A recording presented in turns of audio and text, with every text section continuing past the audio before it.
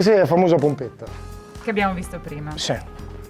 Qui abbiamo per spostare la semina quando è piccola e qui abbiamo per scalare il prodotto quando è grossa. Dopodiché viene dimezzata, se ci sono delle più piccole, roba viene vagliata dal vaglio, che qui abbiamo il vaglio, abbiamo il nastrino di carico, il vaglio e il nastro selezionatore, dove qua quando esce, poi li facciamo vedere, viene battuta per vedere se c'è uno vuoto, perché non capita che qualcuno sta mangiando a casa e gli esce uno con il fango, giustamente.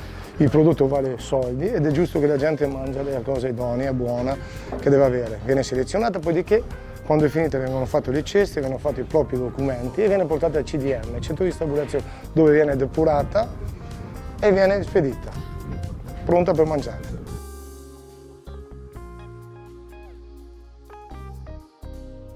A seconda della pezzatura della vongola abbiamo la grada, se è piccola quando abbiamo lo spostamento utilizziamo questa, facciamo un'idea, se è grande questa è un'altra misura e questa è un'altra, ne abbiamo...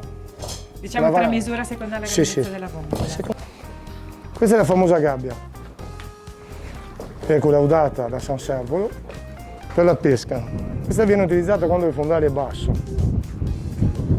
Sarebbe come fa il contadino, che con il rastrello va nella terra, andiamo a ossigenare la terra pescandole.